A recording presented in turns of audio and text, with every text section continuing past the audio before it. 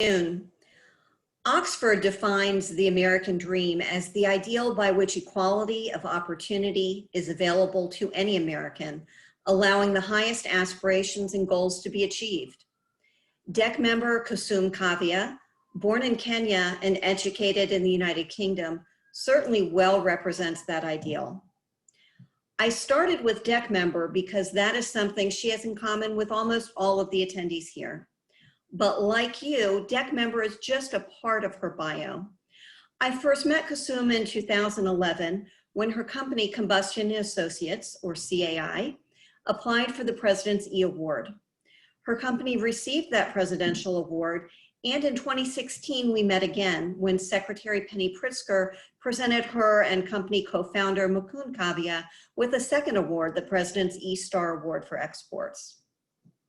CAI is a woman-owned small business that provides custom engineering and manufacturing solutions to the energy, process, and environmental industries worldwide. CAI's products are engineered, manufactured, and tested at its state-of-the-art facility in Corona, California. In the energy division, CAI provides modular power generation systems that operate 24/7 and are used for on-site prime power and microgrid applications. CAI also provides systems integration of combined heat and power needs. Over the company's more than 30-year history, CAI has significantly expanded its exports and global customer base, allowing it to deliver products and engineering services anywhere in the world. The company has provided turnkey solutions to clients in the US, Bangladesh, Belize, Benin, Cameroon, Canada, China, Ghana, Kazakhstan, Nigeria, and Togo. Many of these countries are considered very challenging destinations for exports. Thanks to Ms. Kavia's leadership of strategic business development, exports now represent more than 60% of the company's total sales. In addition to the 2 presidential awards, CAI's export achievements have been widely recognized with numerous awards, including the Exporter of the Year for Sub-Saharan Africa by the US Exim Bank, and the 2020 Exporter of the Year from the US Small Business Administration. Ms. Kavia, like many of you, was not satisfied with just being a successful business person. She also dedicated herself to helping others achieve business success and global expansion. Her dedication was recognized, and among many honors, she was appointed to the California Inland Empire District Export Council, was named 2008 National Minority Person of the Year by the US Small Business Administration, was appointed to the US Department of Commerce's Investment Advisory Council, and to a 1-year term on the US Exim Bank Sub-Saharan Africa Advisory Committee. If that wasn't enough, President Barack Obama himself singled out Ms. Kavia and CAI's export contributions at the US Africa Business Forum at the White House in 2014. It gives me great pleasure to welcome today our keynote speaker, Kusim Kavia. Kusim.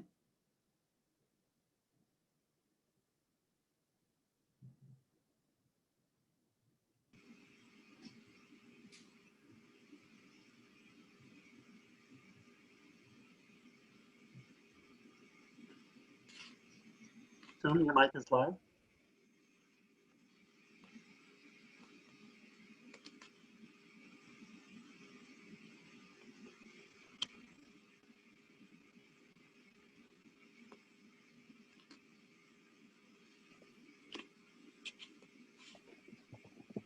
Hello, can everybody hear me?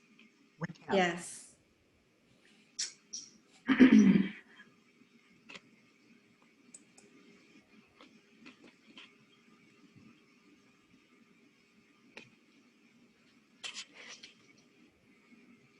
Kusim, can you hear us? It says you are viewing Sean Levson's screen, so I'm not sure how to get myself. Oh, there it is, guys. There you go. There you are. There you go. All right. Thank you, Laura, so much for that kind introduction. Fellow DEC members, members of the U.S. Department of Commerce, U.S. government agencies, distinguished ladies and gentlemen, It's such a great honor and privilege for me to present this keynote address at this year's NADEC Fall Forum 2020. What a year it's been. I'm sure that 2020 will go down in the history as the year that it was most challenging, filled with anxiety, fear, and above all, loneliness. We're not used to coming to a meeting on Zoom or Teams, and yet this is what we're doing. So thankfully, we have the technology available to keep the focus on our business and connect online. Now more than ever, we realize how technology can enable people and businesses to communicate with one another. So this afternoon, I'm here to share my personal story and my personal insights with you on the major challenges that we have encountered on the road to exporting from California, and how we've taken these challenges or obstacles and turned them into opportunities. You see, when I found inside a challenge, there's an opportunity waiting to be discovered. Whether it's a lesson to learn, a habit to break or form, or insights into building strong relationships. All this and more comes from obstacles and challenges that life imposes on all of us. As Laura mentioned, both my husband and I are from Nairobi, Kenya, and we immigrated to the US from England with nothing but a suitcase full of dreams. We were in our teens and never thought that one day we would be in business for ourselves. Yet underneath that first immigrant mentality was entrepreneurship, something waiting to be discovered. My father and mother always said, do well by doing good. And that's kind of the thread of what's kept us in business these past 30 years.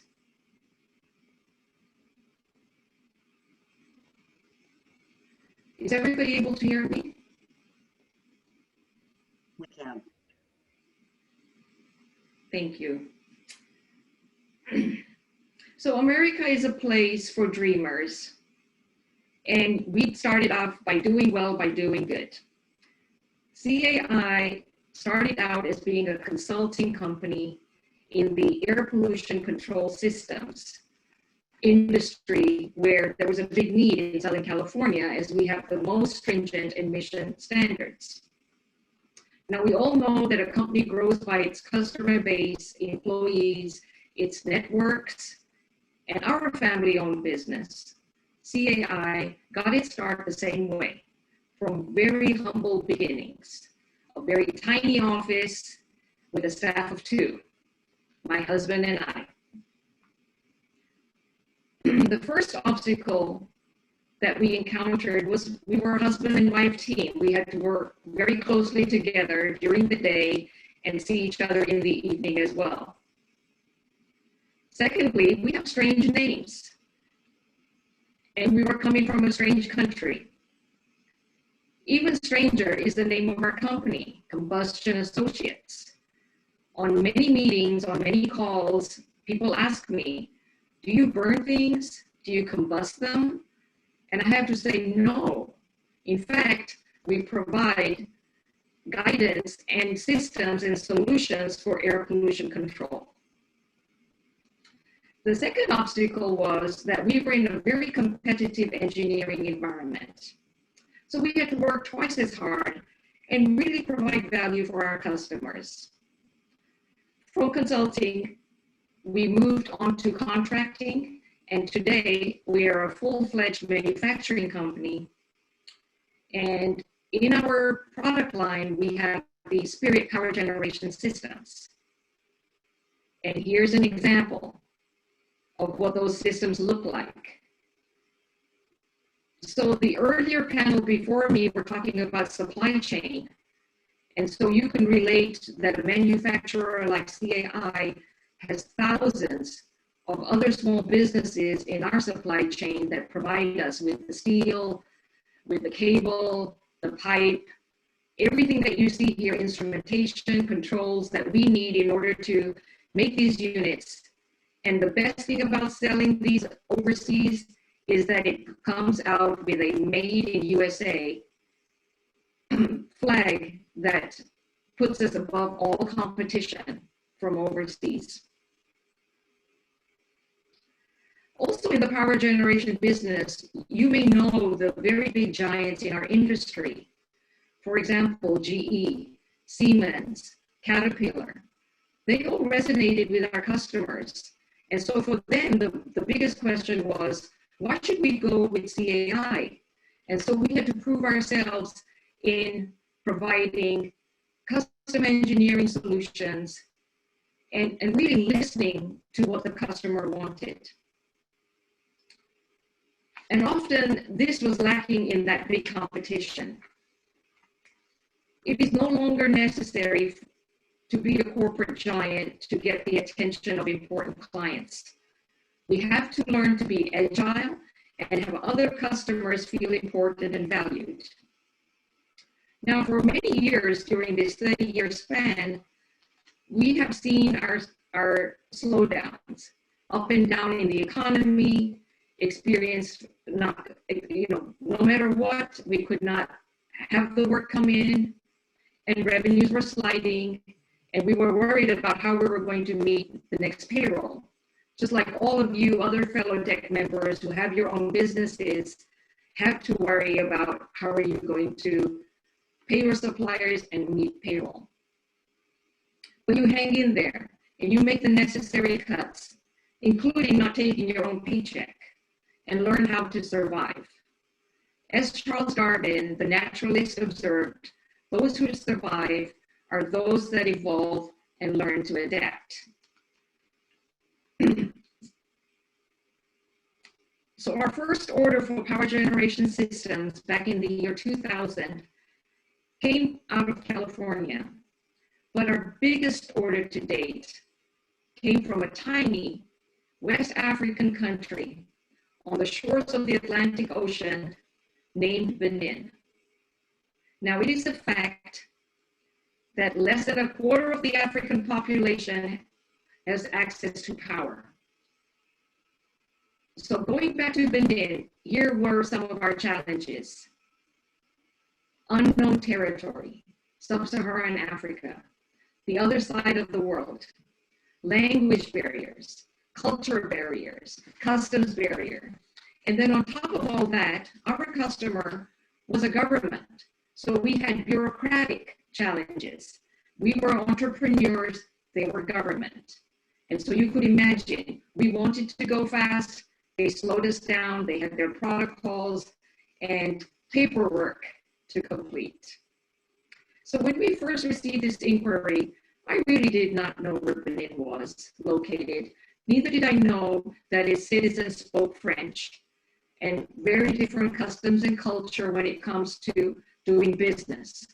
As most of you know, we Americans love to sit at the table and start working on the issues or solving problems right away. Well, that's not the case in Africa. In Africa, they want to get to know you, which means you have to open up, you have to relax, and you have to let the course take its way. So more in the process than the results. So we sat down and we looked at what was in front of us. It was a huge risk. First, we had to provide our proposal, and not only in English, but in French. Then we were invited by the foreign government to visit and provide answers to our proposal. The obstacle became an opportunity for growth and success. In my mind, the words of John Kennedy, our president, come to mind. He said, "We choose to go to the moon, not because it's easy, but because it's difficult." And that's how Mukun and I felt looking at the Benin project. Now, it started out being a 40 megawatt power plant, and it turned out to double in size. And I'll go into that a little bit. The photographs that you're seeing in front of you are what was given to us. Now, up to that time, we have never done what's called a turnkey project. And so the government said, here's CAI, here's a piece of land. We want you to build the power plant here.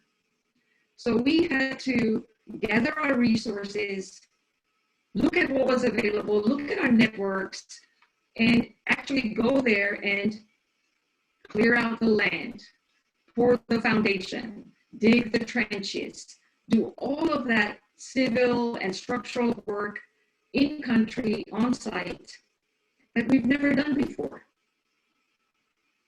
So not only that, on top of that, we had to install the equipment. We had to make sure everything was running clearly, and then hand over the keys, so to speak, to the government after construction and training. Well, on top of doing the power generation project, the government handed us the transmission phase of the project as well. So here was another first for a small company out of California. We had to build a high voltage switchyard, substation, transformers, and actually run a high voltage line so that the government and the citizens of Benin could enjoy power. So in short, it was a huge infrastructure project for the Republic of Benin, but a giant undertaking for a small company in Corona. Did we make mistakes along the way? Absolutely. Thankfully, they were not devastating, because I had my fellow debt members to go to, others that guided me, and really provided the support and mentoring, which is what a small company needs in order to grow and thrive. And in the words of Albert Einstein, anyone who has never made a mistake has never tried anything new. And so this slide that you see before us was the result of our blood, sweat, and tears. An 80 megawatt power plant, all that equipment that you see on the ground there was built right here in California, tested, shipped, and then installed.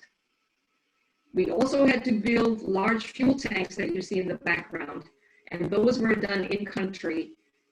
Again, working with the government of Benin, the US Embassy in Benin, and the State Department to help us find qualified suppliers for the work that we needed to do.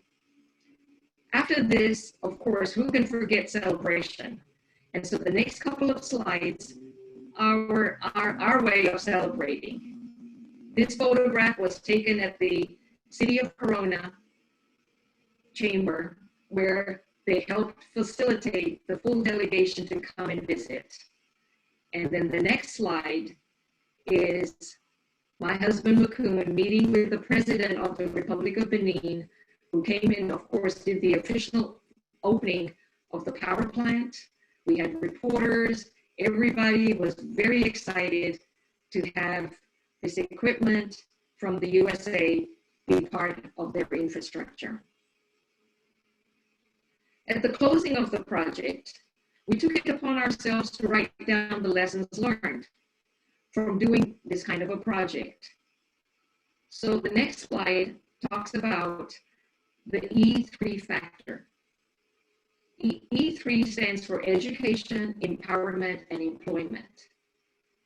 This really, in a nutshell, is how we were able to surpass the competition from China and from Europe in able to obtain this contract. We said to the government that we would provide the education. We were also going to hire local laborers to install this power plant so that it becomes their pain and also their property. And as a part of giving them education and employment, there was empowerment. The next slide shows that we actually wrote a white paper on this. And the white paper was submitted to the largest power generation conference in the world. And again, we stress the fact that we as Americans, when we go out and we do infrastructure projects, we want to emphasize to the local community where we come that it's going to be beneficial for them, that it's going to improve their economy, It's going to create jobs for them as well as for the US entity. But finally, it's going to matter that an asset is left behind that they can call their own because they too had a part in making that work. As a result of doing good by doing well, as Laura mentioned, we received the Honorable E Award. I was so fortunate that Laura Barnby was in that audience helping me because I had a lot of nerves and I was shaking because it's never happened to a small business like ours before, where you get introduced to the US Secretary of Commerce and be at the White House and in front of people that you never think that you're ever going to be in front of. After that, I was personally invited to the first US Africa Leaders Summit, where President Obama mentioned our company success to thousands of African dignitaries and leaders in the audience. It was an amazing experience. And even today, I get chills thinking about it. A first-generation immigrant being able to be represented so well by the leadership of this country. Like you, I'm an entrepreneur bringing solutions to customers. That's what drives my company and my business. Along our company's journey into exporting to various parts of the world, as Laura mentioned, Ghana, Togo, Cameroon, Nigeria. And somebody once mentioned to me that if you can do business in Nigeria and get paid for it, then you can do business anywhere. So early on, during our growth phase into exporting, we tagged on with the U.S. Exporting Department, U.S. Department of Commerce, Ontario, California, where Fred Latapurisa and his team helped us in so many ways to gain the confidence and meet with potential foreign buyers. At every corner, they provided opportunities for CAI to connect, and we grabbed those opportunities. We had a large Nigeria Chamber of Commerce visit our factory several years ago. 40 plus companies that all wanted power. It couldn't have been better. They were our audience, and we made sure that they went away with a really good experience. The same U.S. Department of Commerce in Ontario, California, introduced us to the U.S. Export-Import Bank, the Advocacy Center, USTDA, Millennium Challenge Corporation, and other delegations from China and India that were so valuable for us to grow our network. I really want to take this opportunity to thank Fred Latapurisa, who just retired last year. Today, I want to thank Edward Reutberg, Tony, Erica, and of course, my CDEC team, California Inland Empire District Export Council. Here's that photograph that was taken just February of this year. Nick Gruder, Kerry Warner, Elizabeth Gwen, Lisa Anderson, Myrna Elner are just a few to mention. You have taught me so much valuable lessons that I can never thank you enough. I also want to take this opportunity to thank the CAI employees, my team. Priti in particular, she goes out of her way to make sure things get done. Kavia, Pam, Nadine, and of course, none of this would be possible without my husband, Mukund Kavia. I've also learned during my journey into being a small business and exporting that it's not the title, it's not the recognition, but rather the relationships and the risks you take on a daily basis to grow your company. If you enjoy the process, the rewards will come. Having the stamina to stay open and flexible, to change long to see success. And those large companies that I mentioned earlier, Siemens and GE and Caterpillar, are now today our strategic partners because of relationship, collaboration. They too come to CAI for resolving some of their issues, which is a great team effort. I have noted firsthand that success isn't overnight. It's when every day you get a little better than the day before. That's what counts, and that's what adds up. Yes, challenges are always going to be there. We can either feel sorry for ourselves or we can roll up our sleeves and look at growth and education. Today, I'm making my business to help other small businesses that are looking to export or women in manufacturing, which is my passion.